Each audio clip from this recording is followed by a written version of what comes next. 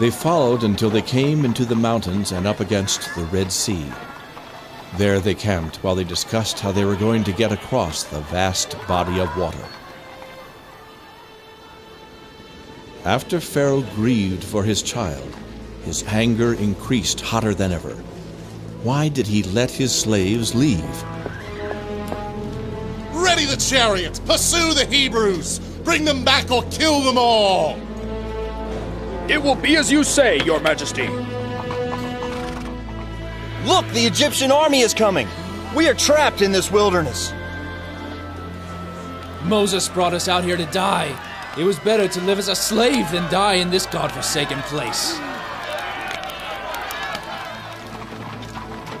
When the Egyptians saw the helpless Hebrews and remembered the suffering Moses had caused Egypt, they were ready to kill. We have the mountains on our sides and the water before us. We are trapped. There is nothing God can do to save us now. Stand where you are. God will save us in a mighty way. God has hardened Pharaoh's heart one more time. After today, you will never again see the Egyptian army. When it looked as if the Egyptian army would rush upon the Hebrews, suddenly a large column of fire came down from heaven and blocked their way.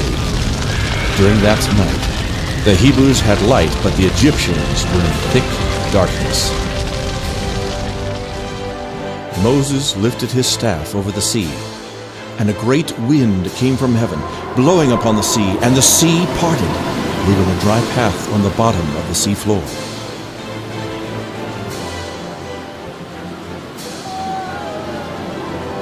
This was a most magnificent miracle. The children of Israel walked across the sea on dry ground. In the future, they would sing about a God who made paths in the sea. Everyone would know that there is but one God, and his name is Jehovah.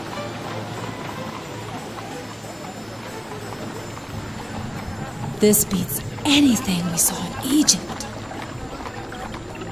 Our God is the best God of all! We're in the middle of the sea! Josiah, are you crazy? Get away from there! You know you can't swim. I just want to touch the pretty fish! When the Hebrews were nearly across, God withdrew the wall of fire that had been holding the Egyptians back. They had not seen the sea part, and so they raced right after the Hebrews. Forward! Kill the Hebrews! Today you have seen the power of Jehovah. Look! The water is returning! They will all be drowned! Every Egyptian soldier drowned in the sea. Their gods of wood and stone could not save them. Look at all the bodies! The sea is filled with dead Egyptian soldiers. Surely Jehovah is the only Lord God. There is no other who could do such a thing. We will remember this day forever. Leaving the sea and the dead Egyptian army behind, the Hebrew children followed Moses and the cloud into the vast wilderness. They continued to eat and drink that which they had carried out of Egypt. After several days' journey, the cloud that led them stopped by wells of water. The Hebrews camped there until their food ran out. There was no place to get more. It looked hopeless. We could have stayed in Egypt and lived better than this. As slaves, we had enough to eat. Here, there is nothing. Yeah, did you bring us out here to die of hunger? Listen to me. You are not complaining against me, but against the God whom we follow. Jehovah says he will rain down bread from heaven. Every morning you will find it covering the ground. All you have to do is pick it up and eat it. What did Moses say? How will we get food? The children are starving. He says that Jehovah is going to rain down bread from heaven every morning. It is about time for the sun to come up. Do you believe there will be bread on the ground like Moses said? We will starve if there is not. Have you ever heard of bread falling from the sky? No, but I never heard of a path through the sea either. This God of Moses must be the creator of the universe. I don't suppose it's too hard for him to make bread fall from the sky. Come, it is time. Let's go look. Bread from heaven, just like he said. Why do we ever doubt? Look, it's everywhere. Oh, it is delicious. It tastes like honey. Truly, Jehovah is God and Moses is his prophet. As long as they were in the wilderness, God fed them with the heavenly food of angels. As long as the cloud stood over their camp, the Hebrews stayed by the springs of water and ate the heavenly bread. But when the cloud began to move, they packed their tents and followed it into the unknown wilderness. But there came a time when they ran out of water. So, he gave us bread, but now he will kill us with thirst. My little girl will die if we don't have water soon. We should have stayed in Egypt. In another day, our animals will be dead. And after that, the children will begin to die. We should bash your head in with stones. Is God with us or not? I will go and talk to Jehovah. God told Moses what to do. Come and see the power of Jehovah. You do not believe him. You gripe and complain. He gave you bread, and now he gives you water out of this barren rock.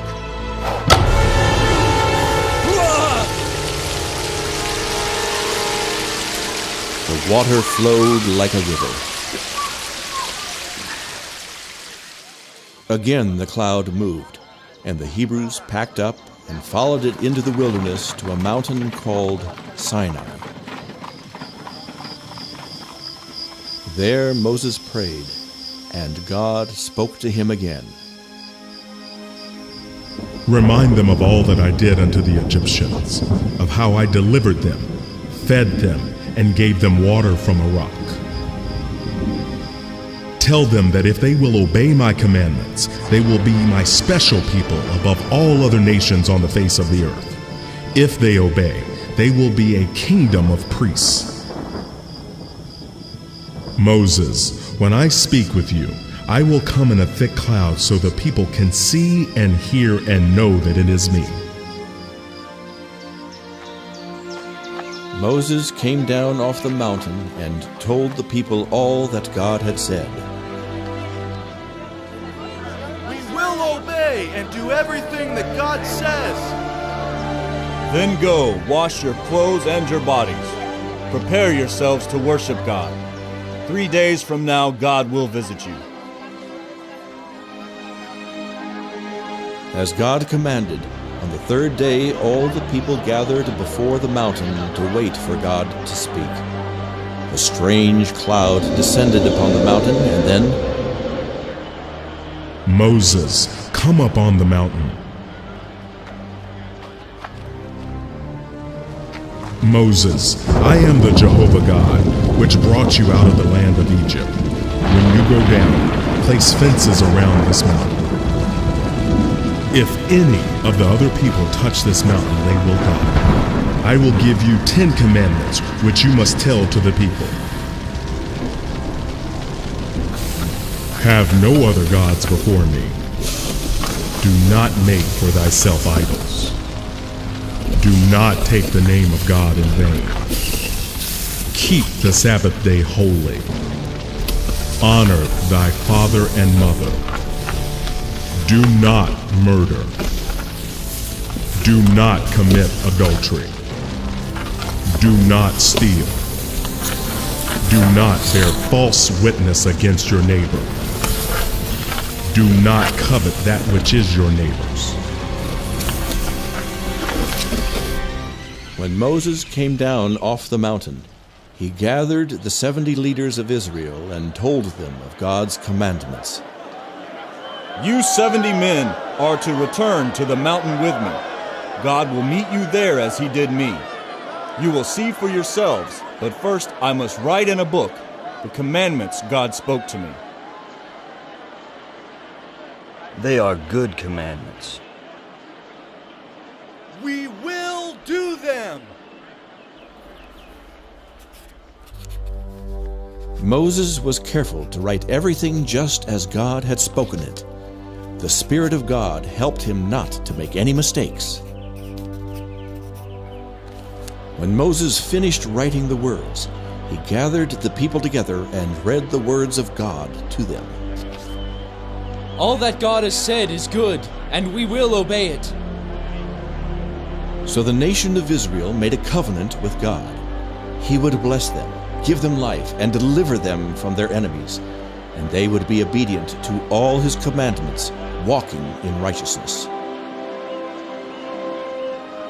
God commanded Moses to offer a blood sacrifice and to sprinkle the people with the blood.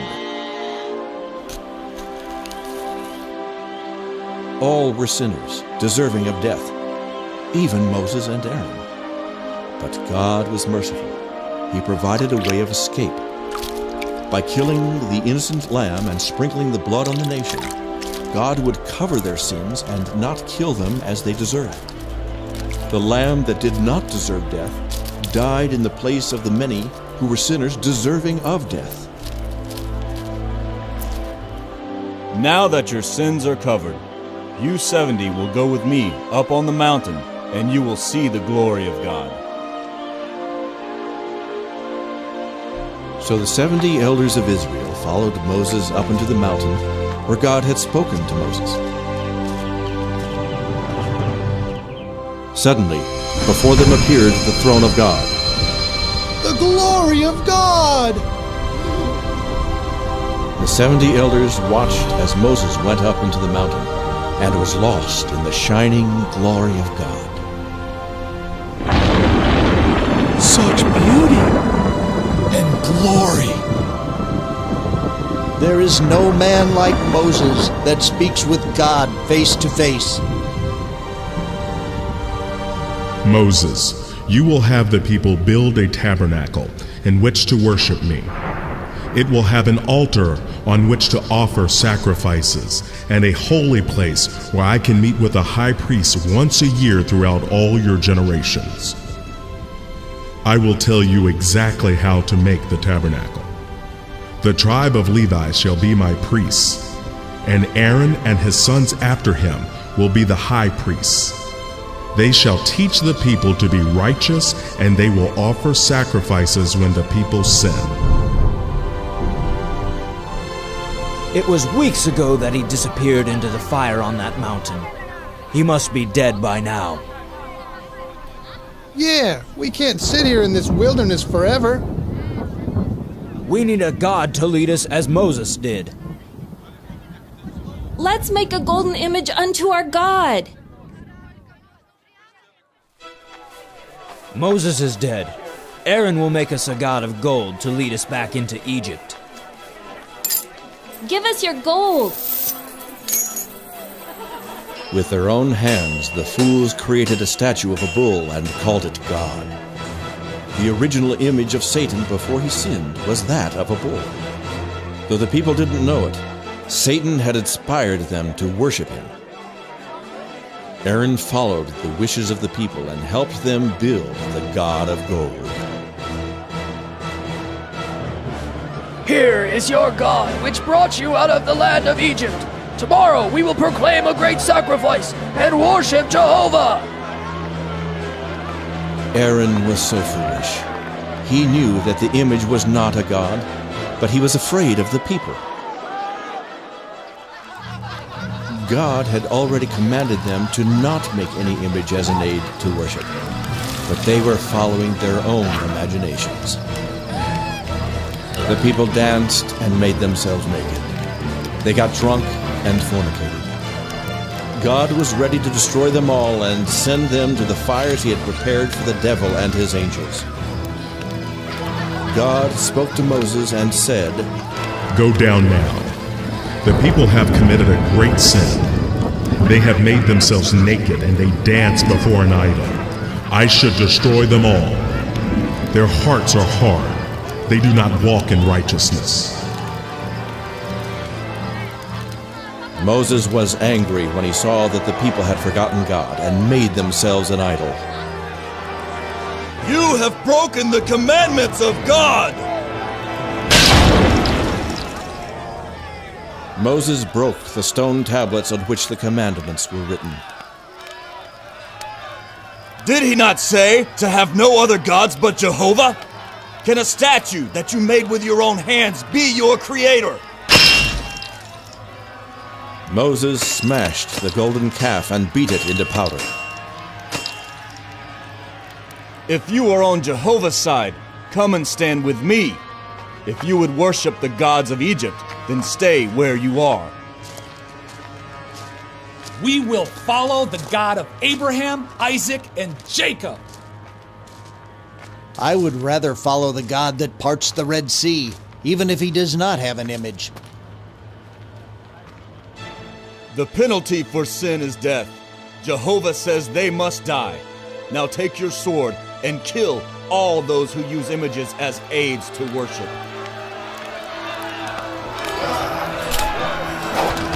"3,000 idolaters and fornicators were killed that day." Have mercy!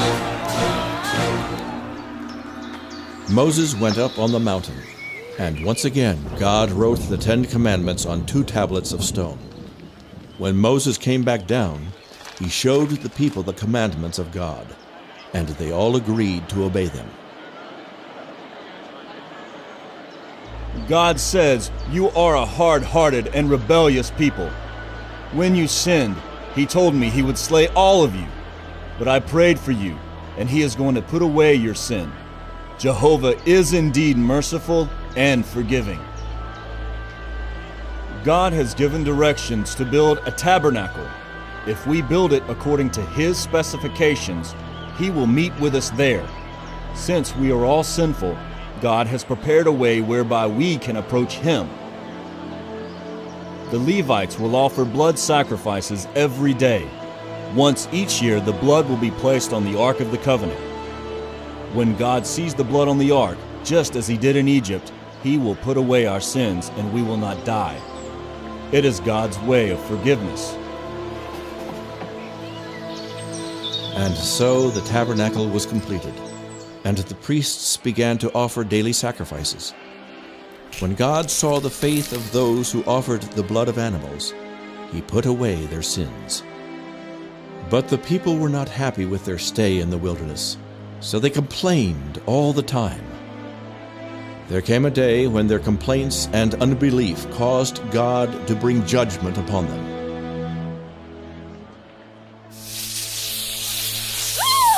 Look!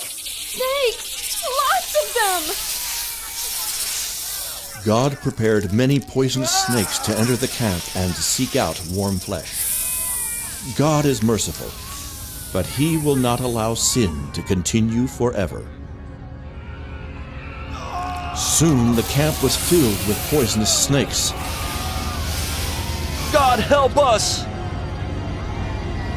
The snakes even found them in their tents at night. Help me! I've been bitten! No! No! Joab! Mother! Even the children suffered for the sins of their parents. From all over the camp, cries of the suffering and grieving could be heard. The wages of sin are terrible. It is like this all over the camp, growing worse by the minute.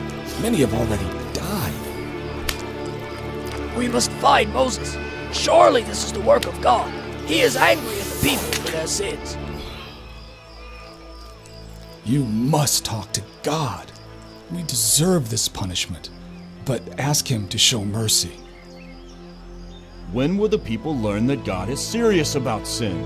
They must obey his commandments and be a holy nation. Oh God, please be merciful to your people. Forgive their sins. Go, make a serpent of brass just like the ones biting the people. Place it on a pole for all to see. Tell them to simply look upon the brass serpent, and they will be instantly healed. God has provided a way. Just look at the brass serpent, and you will be healed. He is going to die. No, God has provided a way. Just open your eyes and look.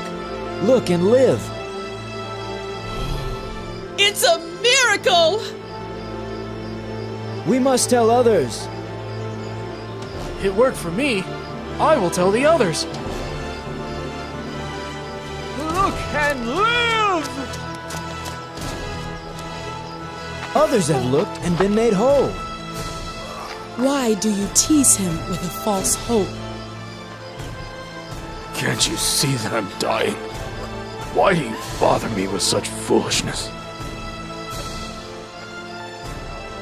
He's dead. I am sorry he wouldn't believe. He had a lot of pride. Once again, the people saw the power of God.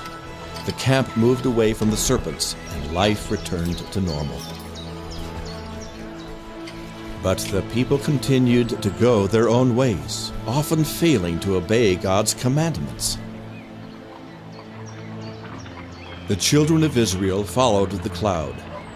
God fed them with manna from heaven and provided water for them to drink.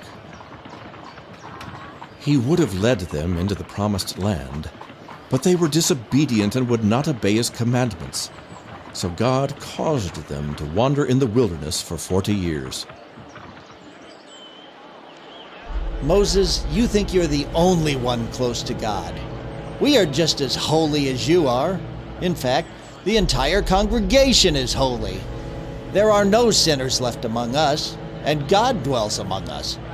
We don't need you and Aaron to go around telling us what to do and making yourselves judges over us. We are capable of judging as well as you. Yeah, I'm tired of all this wandering around in the desert with God killing us for trivial matters.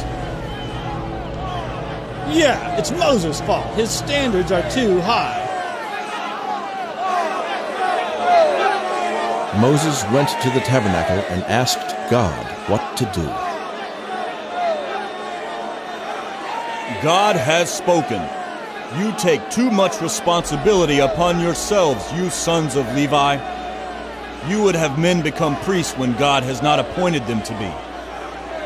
Tomorrow the Lord will judge between us all, and we will know who are the priests of God, who are holy, and who is not. Come to the tabernacle tomorrow morning. Bring your censers with fire in them.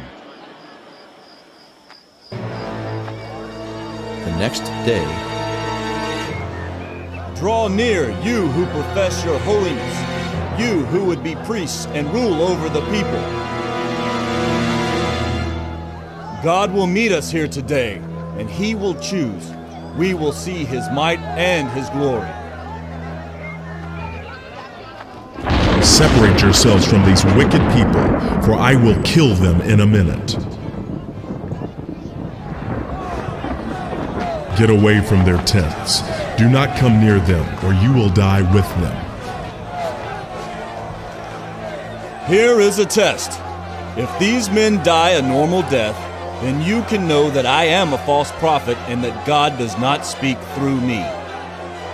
But if today you see a new thing, if the earth opens up and swallows them and all their belongings down into the pit of hell, then you will know that they have sinned against God and that I am his prophet.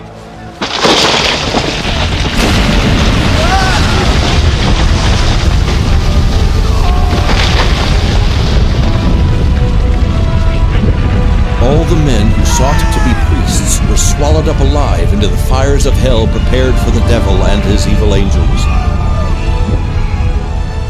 Pick up their brass censers and make of them a covering for the altar. When you see the brass covering the altar, you will remember this day, when men ignored the commandments of God and sought to make themselves priests. That was a day the children of Israel would never forget. God made it clear that Moses was his prophet, and only those whom he had appointed could be priests. The glory of God always stood over the tabernacle, and the people willingly followed Moses back and forth through the wilderness for 40 years. The glory of God is with us, and he gives us bread from heaven. God continued to rain down bread from heaven, and he provided them with water out of the rock. The pillar of fire covered them by night, and the cloud by day. They settled down and learned to keep the commandments of God.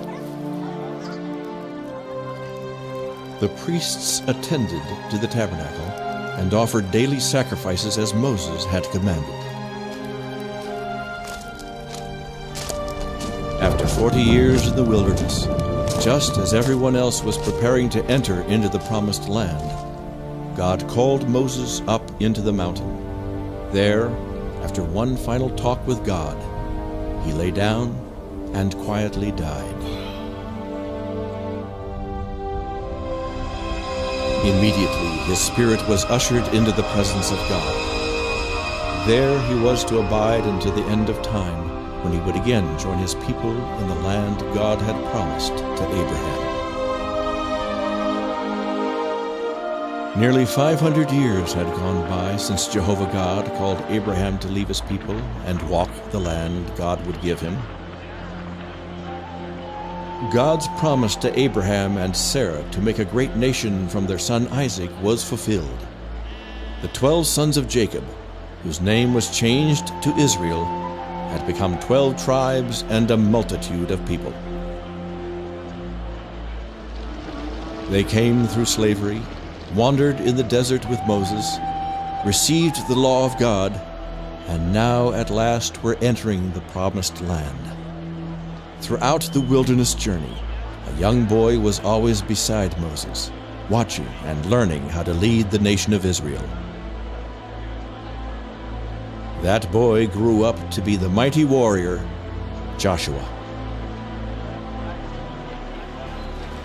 After Moses went to be with God, Joshua was chosen by God to lead the people into the land God promised to Abraham. The people remembered the prophecy that they would be strangers in a strange land, and that after 400 years they would be brought back to the land of their fathers. God had kept his word. On the day they crossed the Jordan, the manna from heaven ceased, and they ate the fresh food from the land. Oh, husband, this is a wonderful land God has given us. Yes, it is a fine place to raise our children and teach them to live in holiness and peace.